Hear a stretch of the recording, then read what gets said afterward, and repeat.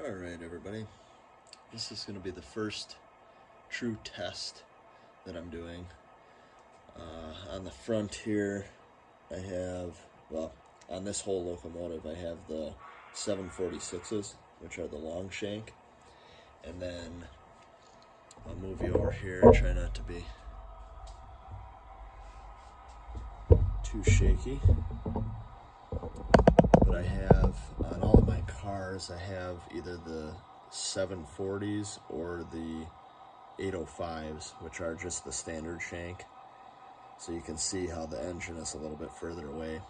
And I just wanted to see how that's going to work in this curve right here.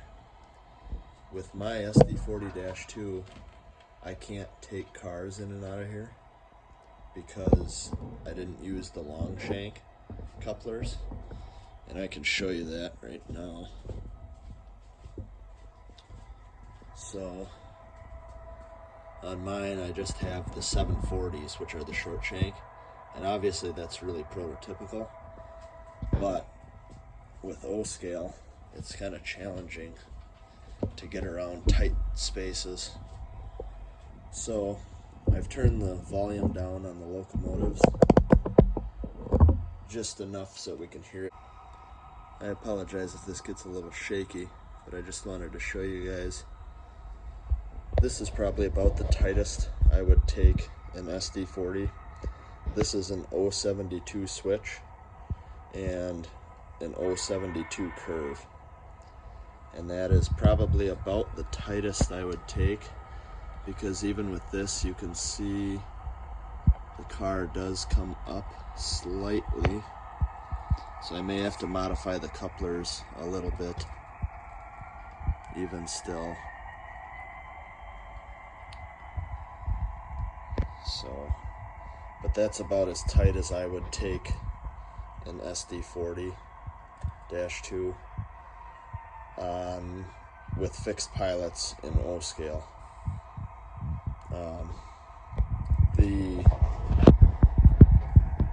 The reason being is because with these SD40-2s, the pivot point of the truck, the pivot point of the truck is back here.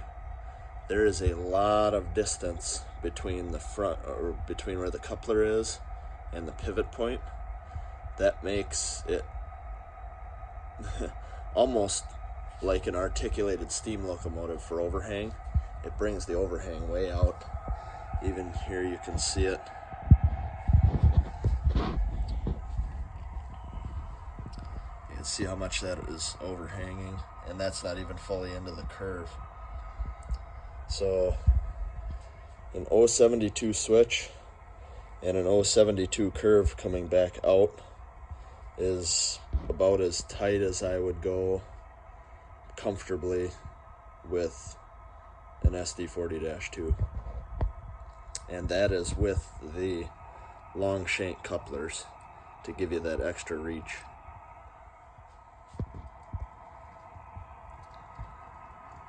Show you again that overhang,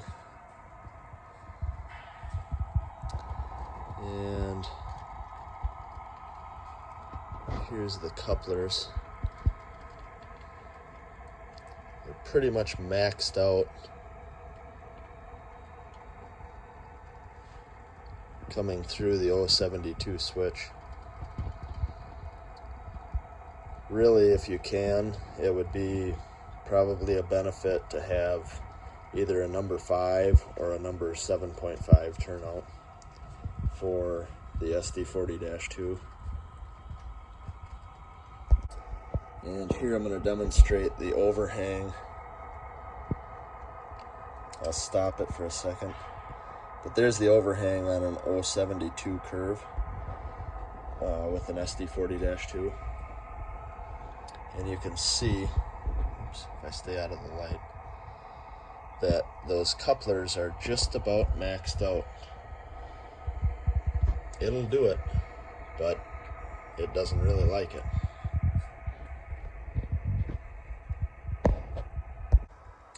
So here is my SD40-2, and I am going to show you what happens with the short shank couplers going through an 072 switch with a 072 curve coming back off of it. And these are the short shank couplers with an SD40-2.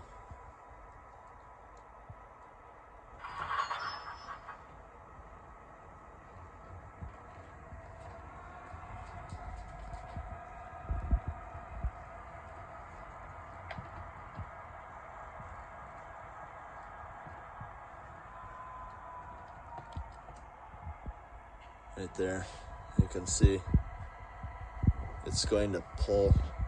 I apologize for the shaky camera work, but that coupler is far beyond maxed out. So what it's doing is it's pulling the car, it's wanting to pull the car in back where the coupler is, and it's lifting it right off the rails. So that's what happens if you use short shank couplers on an SD40-2 with 072 switches and curves.